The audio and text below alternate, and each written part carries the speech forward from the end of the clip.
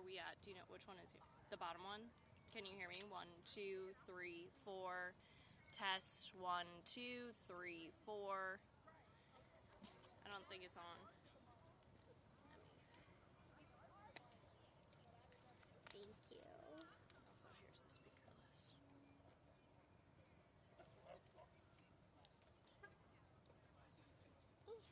Do you need a mic check or anything? You're good?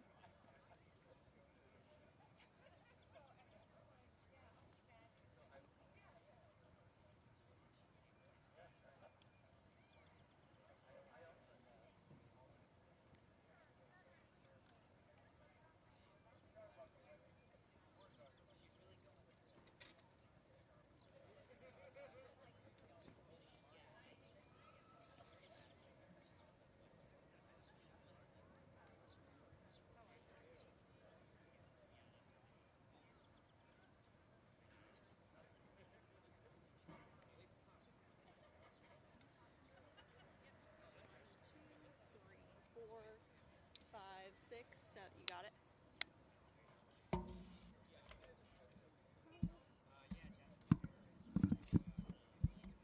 You want me to just lay it flat? Like, is this still good? You could still hear it? You're good?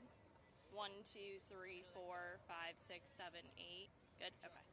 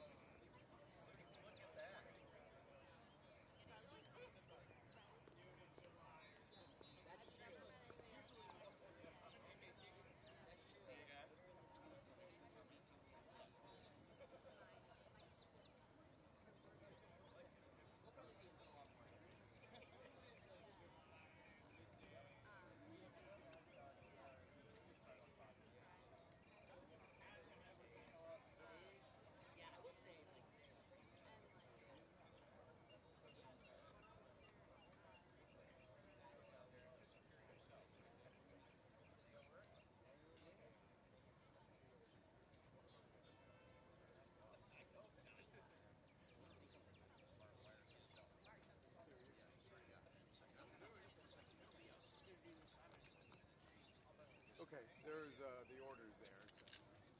Five senores here. All right, after myself, it's you and y'all have the order on that. Good morning, everybody. Welcome. Today we're announcing a Democrats task force on border security.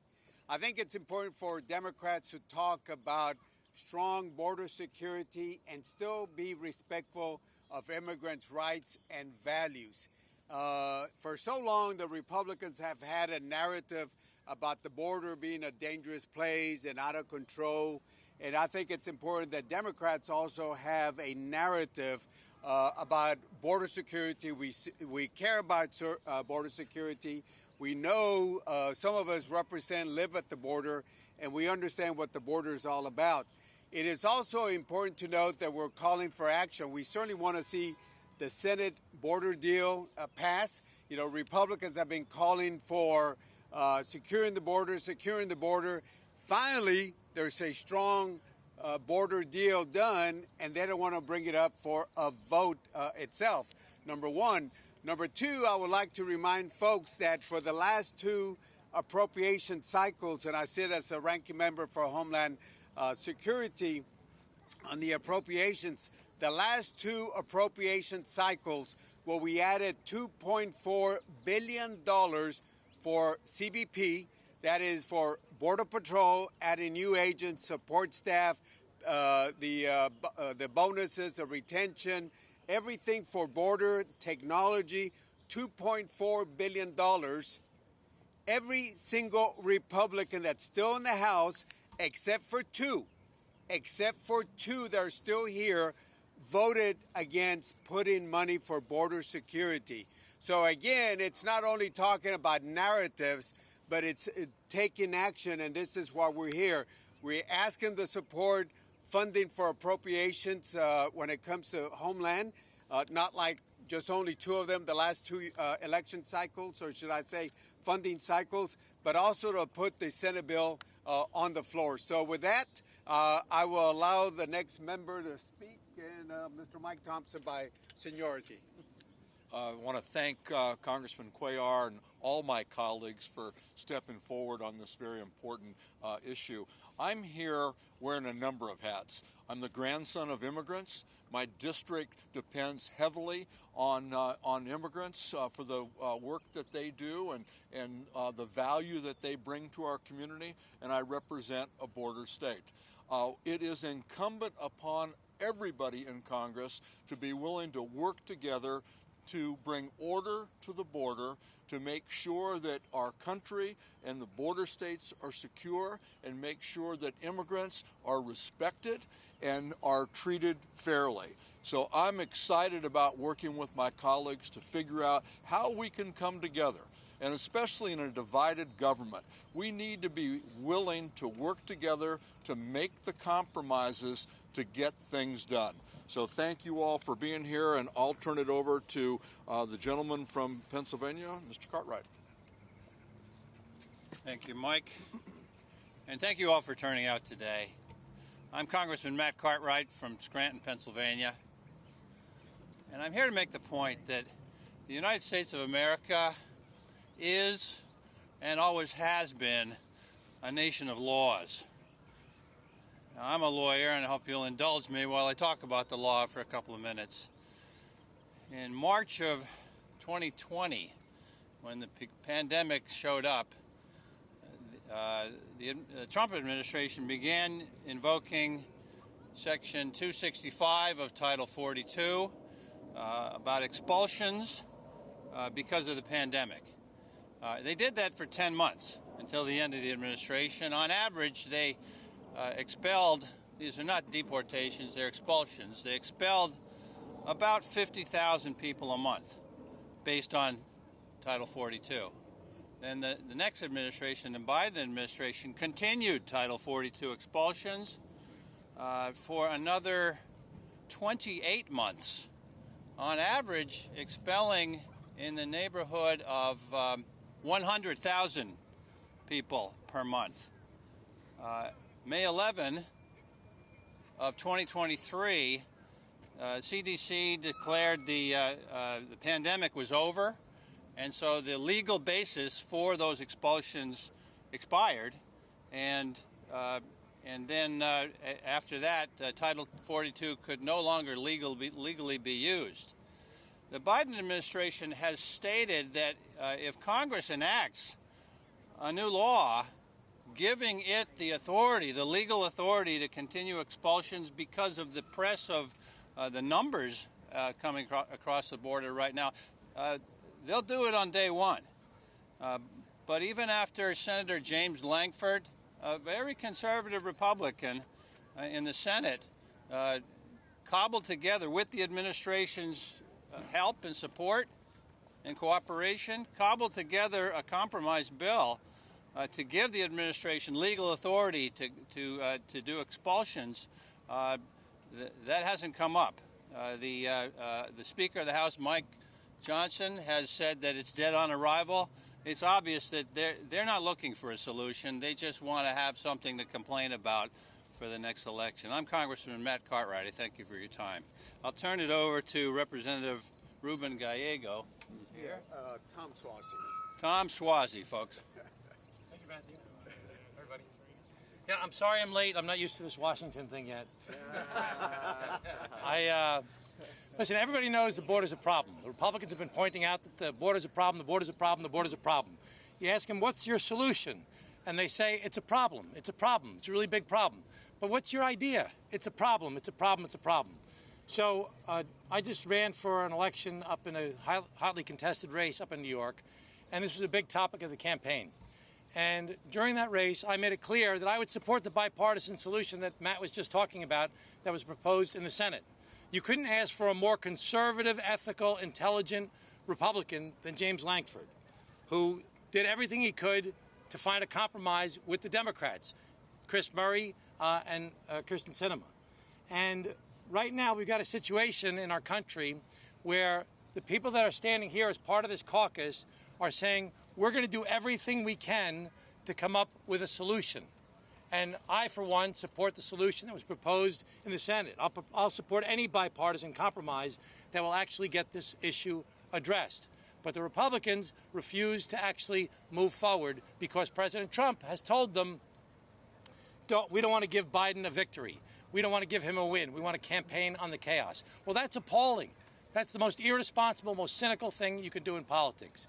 So this group is going to work together to try and work with our colleagues to try and figure out how we can get the Senate bipartisan compromise or something like that to the floor and voted on, because we believe that border security is a real issue, and we believe it's our responsibility as members of the United States House of Representatives to actually solve the problem. Not just talk about the problem, but actually solve the problem. I just want to point out one important thing that the press has not reported on enough regarding the Senate bipartisan compromise. Everybody talks about the 5,000 people a day, 5,000 people a day, 5,000 people a day, and the Republicans say, we don't want 5,000 people a day. Please understand that the 5,000 people a day of asylum seekers, which when the system is improved with more border agents, more immigration judges, more wall, more detention centers, more money for states like mine and cities that I represent, to address the migrant crisis they're facing, all those different things. We're also speeding up the asylum process, which now can take 3 years, 4 years, 5 years, in some cases 10 years to resolve. Under this system proposed in the Senate bipartisan compromise, those cases will be resolved in a matter of weeks. So the 5,000 people that apply for asylum, 90% of them will be adjudicated to not be eligible, and they will be sent back right after that few weeks period. So 90% of 5,000 or 4,500 people will be deported soon thereafter their adjudication. So it's not 5,000 people a day, it's 500 or less people a day, and it'll address a whole bunch of other issues that we face in our country with this backlog. So I want to thank my colleagues for recognizing how important this problem is and for agreeing to work to try and find a bipartisan compromise to actually solve the problem. And I want to thank co-chairman Henry Cuellar for inviting me to join this process. Thank you. Good morning. Thank you, Tom. I'm Congressman Stephen Horsford from Nevada's 4th Congressional District, and I really want to commend all of my colleagues for their leadership on a very important and complex issue that actually requires thoughtful deliberation. This is an issue that is not going to be solved through talking points, but through working together. And I just want to be clear. Democrats have been and continue to be ready to work with our Republican colleagues to pass much needed and overdue border reform.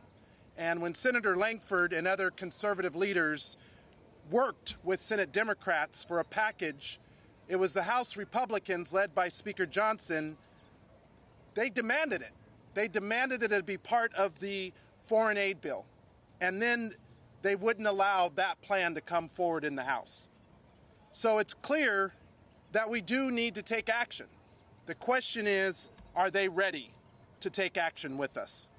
Our communities are flooded with dangerous drugs like fentanyl, which has had an impact on people of all ages and all backgrounds. From 2020 to 2023, overdose deaths in Clark County, which encompasses parts of the district in Nevada that I represent along with Congresswoman Susie Lee, increased 97%. These synthetic opioids, like fentanyl, are more dangerous than drugs like heroin, morphine, and they've grown the rates of overdose deaths nearly 22 times from 2013 to 2021. That's why I'm proud to have been working with my colleagues on several bills: the Stop Fentanyl Overdoses Act, the Interdiction of Fentanyl in Postal Mail at Federal Prisons Act, the Comprehensive Response to Fentanyl-Related Substance Act, and the Stop Fentanyl Now Act. These are common sense bills, solutions that we're ready to act on, that we're ready to lead on, that we're willing to work with our colleagues on. But the question is, are they willing to work with us? So I'm proud to join with this group of dedicated members on the formation of Democrats for Border Security. I've been to the border. I understand the issue, and we need to invest in the technology and border security and funding and resources that are smart solutions to securing and strengthening our border. It can be done, but we need Republicans to stop talking about the problem and acting to deliver. And with that, I'll turn it over to my colleague, Congressman Colin Allred from Texas. All right. Thanks, brother. Well, good morning, everybody. I want to thank Henry Cuellar for his incredible leadership in bringing us out here this morning and for forming this group. I want to thank my colleagues for being here. You know, we're here because Democrats are serious about border security. I'm here because I'm a fourth-generation Texan. My family is from Brownsville, Texas, the very tip of Texas. My grandfather was a customs officer after serving in the Navy, fighting in the Pacific in World War II. My mom and my aunt grew up in Brownsville. I spent my childhood visiting my grandmother there. I know that our border communities are not just political backdrops. They're not just places you go to point out problems. They're places where real people live, where they're trying to raise their families. And I am sick and tired of politicians talking about the problem, about the crisis that we are experiencing at our border, but being unwilling to actually solve it. The cynicism of saying that I don't want to pass a package that will help us address a problem because I want to run on that in November is unacceptable to Texans, to folks in border communities, and to all of us here this morning. The Senate bill that was being discussed and that we still have a chance to pass was a serious attempt to actually make some real progress on securing our border and addressing this crisis with $20 billion in resources to try and secure the border. Just a few stats for y'all, because our CBP agents need this help. This bill would have provided 1,500 new CBP personnel, 100 new immigration judges, 4,300 asylum officers, and $1.4 billion for affected communities. It was a serious attempt. And what Texans need now is action. We can't wait any longer. We need to actually have some action here instead of just folks using this as a political problem. For me as a Texan, it's personal. But also for all of us as a country, we know that we have a broken immigration system. We can't just address this at the border. Our legal immigration system has to work better as well. That's why, in addition to the Senate bill, we should take up some of the bipartisan efforts that are out there to address our immigration system in a comprehensive way, like Veronica Escobar's Dignity Act, which I'm a co-sponsor of, and which I think is a bipartisan effort to try and find a way forward in terms of a comprehensive reform. That's what we all know needs to be done. That's what the American people know needs to be done. That's what Texans know needs to be done. Now we need to just have leaders who will actually do it instead of wanting to have these problems to run on in November. So I want to thank my colleagues for being here this morning. Thank y'all for joining us. And I'm proud to turn it over now to my fellow class of 2018 friend and colleague, Susie Lee from Nevada.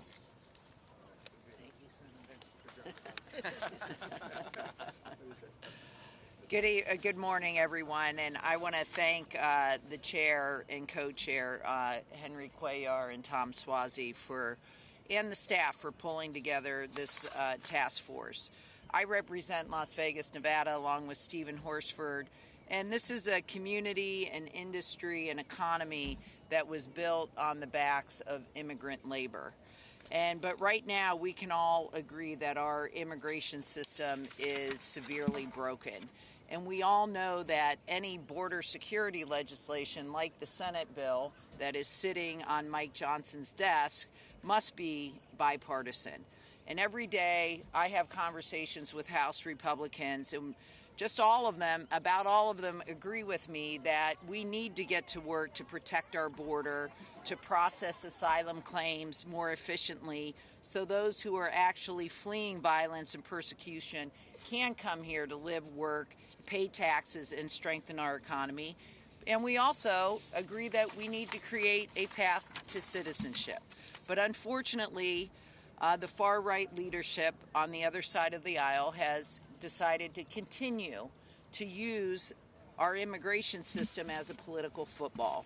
So I call on my colleagues to show the courage that all of my members alongside me here, that we need to address an issue that has affected so many families across this country, our national security, and our economy.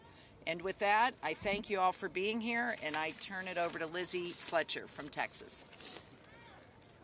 Thank you so much, Susie. Thanks to all of you for being here, and a big thanks to our chair, Henry Cuellar, and our co-chair, Tom Swazi, and all of my colleagues who are standing here with me today. I'm grateful to you for your leadership and for your seriousness on this issue.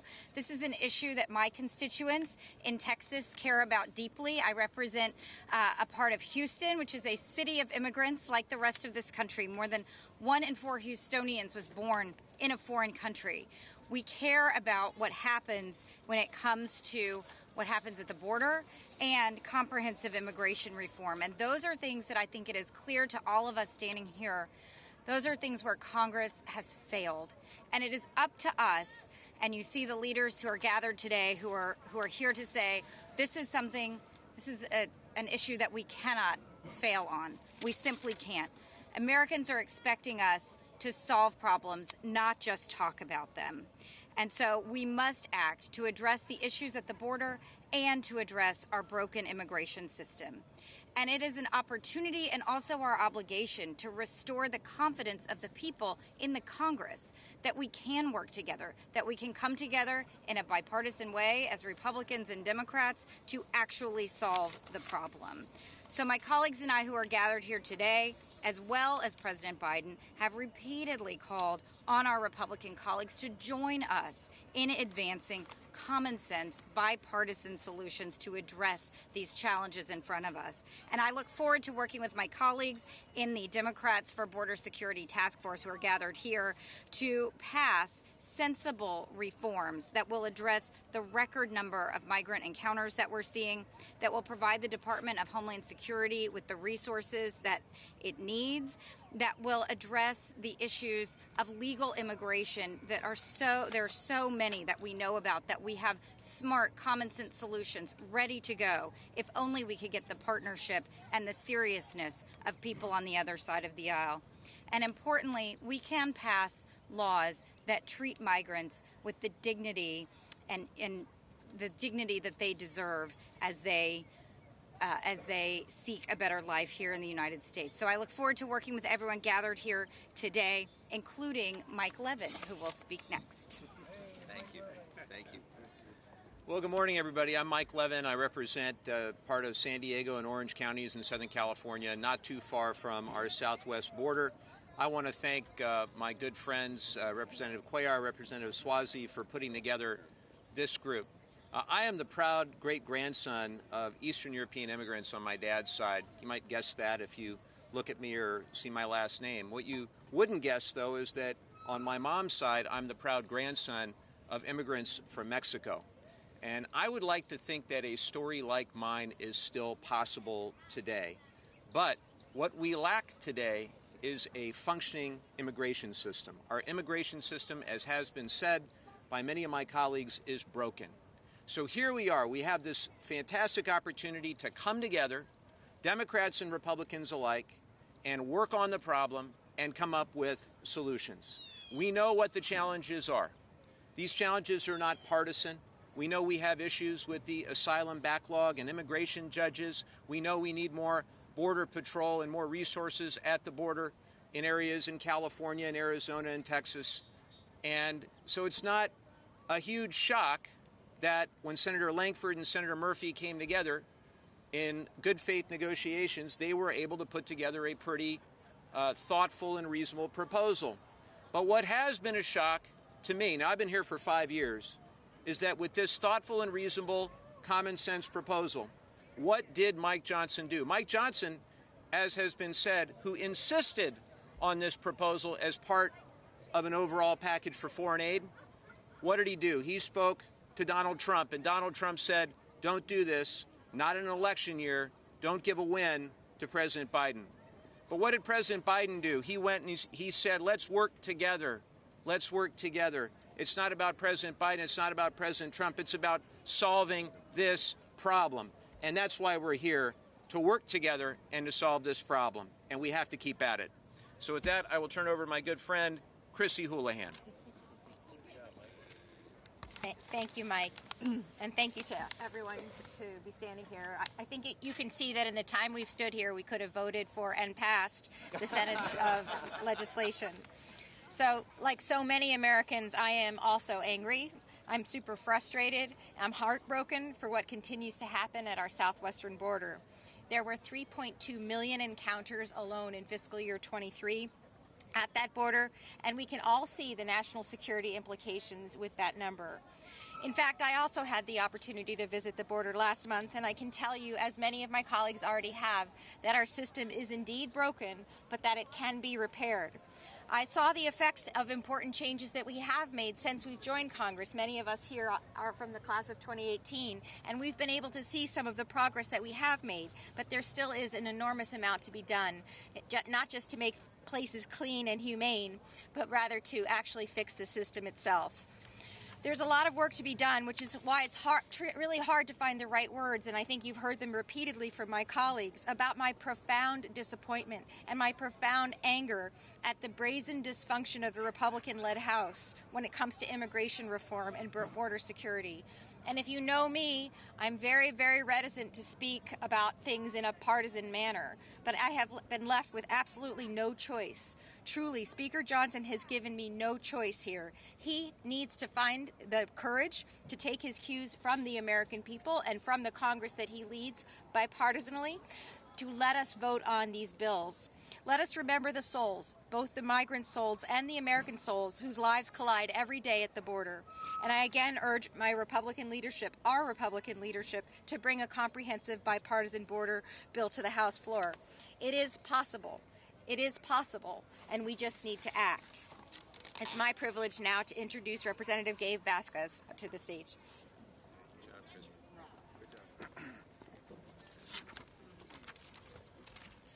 Buenos días a todos. Good morning. My name is Congressman Gabe Vasquez, proudly representing the 2nd District of New Mexico, and I grew up along the borderlands right across Ciudad Juarez. In fact, as the former co-chair of the Southwest New Mexico Border Security Task Force, I've seen the border on horseback, on ATV, riding along with Border Patrol agents, and every time I go back to my district, I check in on how international trade is doing at places like the Santa Teresa Port of Entry, one of the largest growing exporting ports of entry in the country. Now, since getting to Congress, I've thought about what comprehensive immigration reform will look like, even in my lifetime, in this modern era where Congress is more dysfunctional than ever. As a proud first-generation American who represents a border district, I've introduced a bipartisan package of immigration and border security bills, 4 that have been endorsed by the Congressional Hispanic Caucus that would address the broken immigration system and the challenges that we face at the border. But the reality is that these MAGA Republicans that control the House and instead want to put petty politics ahead of solutions would not take my bills up to the House floor, many of which are bipartisan and would pass in the time that we're hosting this press conference today. So to ensure that we get things done in Congress, I'm proud to stand here today with our co-chairs, with the Democrats for Border Security Task Force because we know how to put people over politics and deliver results for our constituents. I look forward to working with my colleagues on this task force because we are the party that wants to solve this issue, while MAGA Republicans want to run on this issue. With that, I'd like to introduce my good friend, Representative Eric Sorensen. Thank you.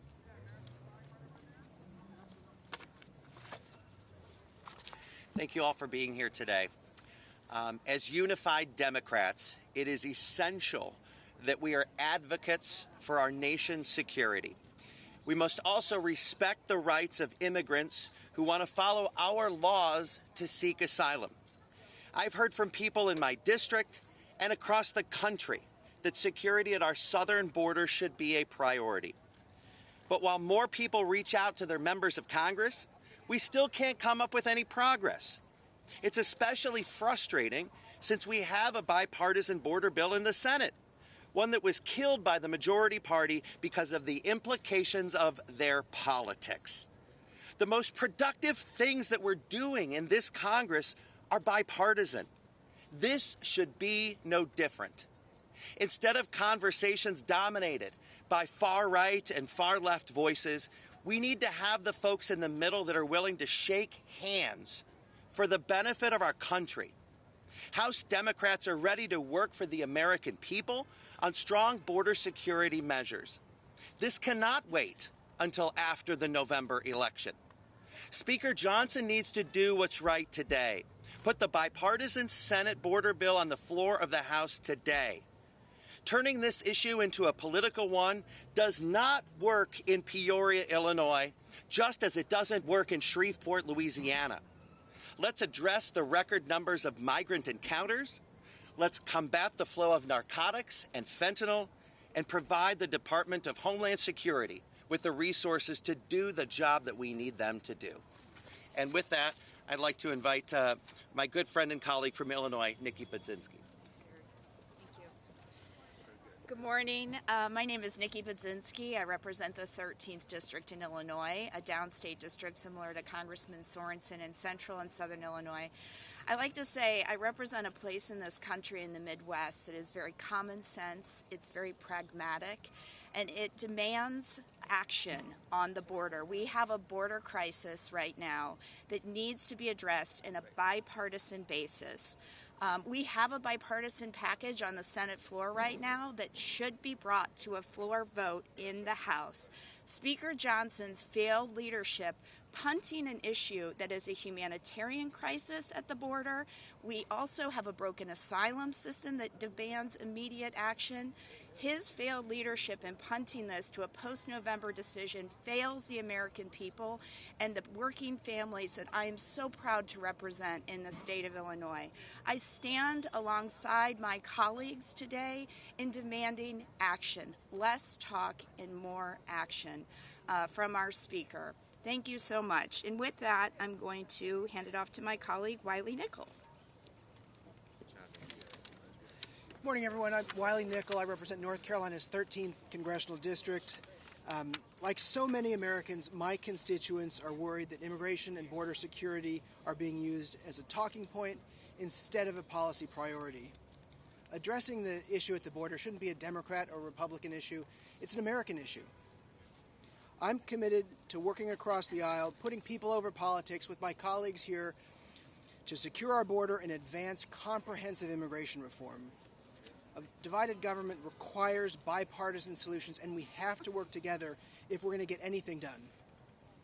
You've heard from my colleagues. We heard from our Senate Democratic colleagues who said privately there were 25 Senate Republicans willing to support immigration reform and border security in the Senate. That is a majority of Senate Republicans who were willing to stand in a bipartisan way to get this done. And then Donald Trump opened up his big mouth because he felt this would be a good issue for him politically. He wanted more pain and suffering at Henry Cuellar's district. He wanted more pain and suffering at Tom Suozzi's district so he could run on this issue as an election issue. And we heard just last week, President Biden at the State of the Union call for working together. He called for compromise. He asked Donald Trump to join him in working together to get this done. It's time for House Republicans to get serious and come to the table so that we can make sure the American people are safe. our borders are secure, and our immigrants are processed with dignity. It's time to get this done. Now, I'd like to turn it over to Congresswoman from Ohio, Amelia Sykes. Good morning, everyone. My name is Amelia Sykes, and I am the Congresswoman for Ohio's 13th Congressional District, and I am here with two pieces of good news. First, I'm the last speaker. And second, I am standing here in front of a group of dedicated Democrats who are willing to work to ensure that our borders are secure. Last month, I traveled to El Paso with several of my House Democratic colleagues to cut through the partisan rhetoric and see firsthand the real challenges that are faced at the southern border. We spoke with Border Patrol officials, migrants' families, local nonprofit leaders who all offered their unique perspectives about this crisis. Talking with these folks, one thing is abundantly clear: our immigration system is broken. I came back from the trip with a deeper understanding of how these issues at the southern border affect the safety and security of my community in Northeast Ohio. And it should come at no surprise to any one of us that people want to come from near and far to live in the greatest country in the world, to receive the benefits of life, liberty, and the pursuit of happiness. And knowing this, with laws that don't address the needs to humanely and appropriately and officially process folks who are coming to our borders, we have failed not only those folks, but our constituents. It will take all of us working together, Democrats and Republicans, to restore order at the border, improve pathways to legal status, and help address the asylum system. With this task force, we are demonstrating Democrats are ready to get the work done, deliver results for people, and make sure we put people over politics. I call on my colleagues on the other side of the aisle to put aside their petty partisan politics and join us in improving border security for all. And I'm going to turn the program back over to Henry Cuellar, our co-chair, to take questions. Good job. We'll take a couple of questions from anybody. I want to get your response. What do you say to Republicans who continue to say President Biden undid some of these tough measures at the border using executive action and can confront the challenges again with executive action? You know, the current system was designed to deal with 400,000 people a year. 400,000 people a year. Executive actions have been done in the past, and this problem has continued to grow over the years. The only way you're going to resolve this issue of the border crisis is going to be to have more border agents, more immigration judges, more detention beds, and speed up the asylum process. That's the only way you're going to do it. That requires law by the United States Congress. Now, if the president wants to do more executive orders, that's fine, but that's not going to solve the problem. To solve this problem, you need to have action by the United States Congress. And this group has come together to say, listen, we see this bipartisan bill in the Senate. It doesn't do everything we want, but it will solve this problem. So let's do it. Let's move forward. So I think that one of the jobs of this group is going to be to continue to highlight the fact that we have a solution on the table. We'll actually make the border better than it currently is. And the only reason it's not happening is for political purposes. I mean, there's nobody here. This is a very educated group of the members of the media, very educated group of members of Congress. Everybody knows that this was sabotaged by President Trump calling up Johnson and calling up the senators and saying, don't do this. Everybody knows that. That should be reported on all the time, because the only way to change things in politics is political pressure. And people want this solved. And it will only be solved if Republicans and Democrats come together with this bipartisan compromise.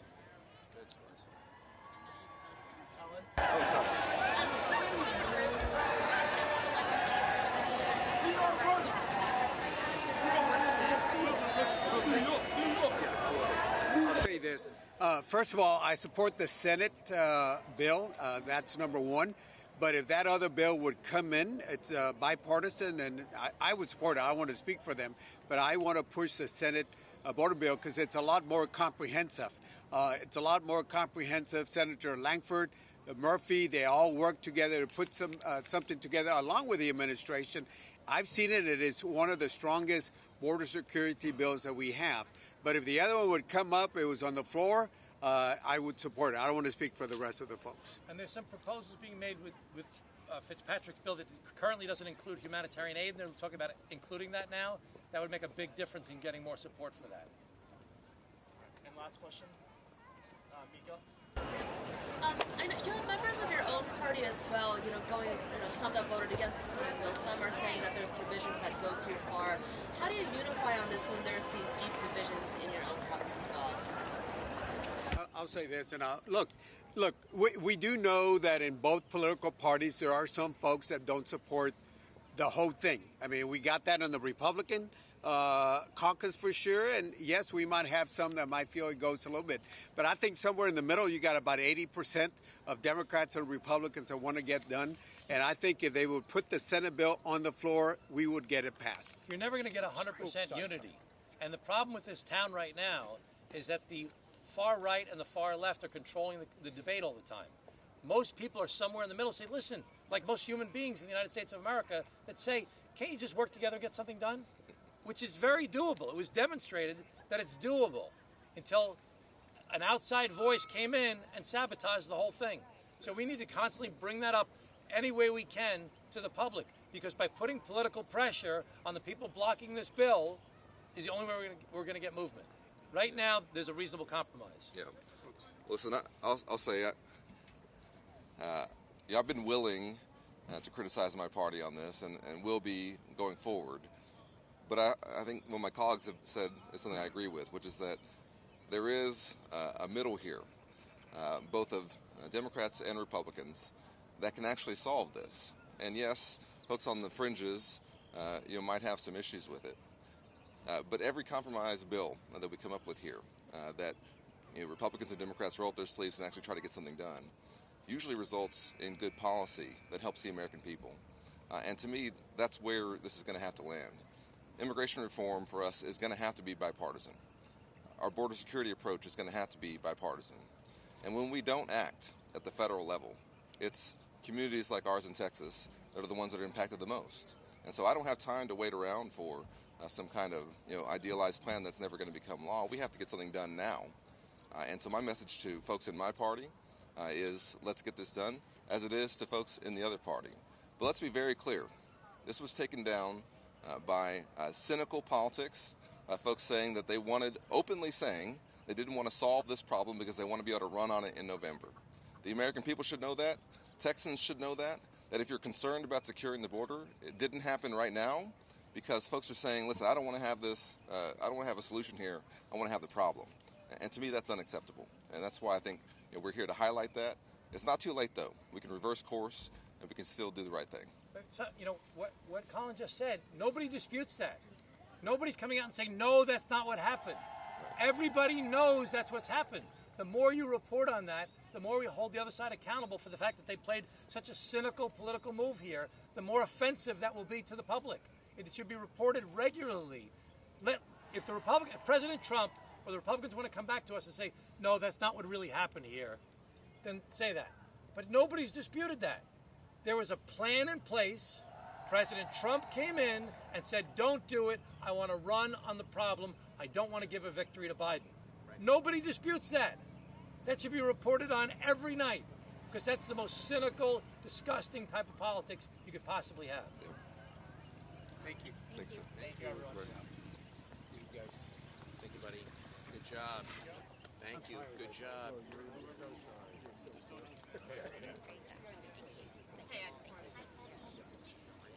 Very good job.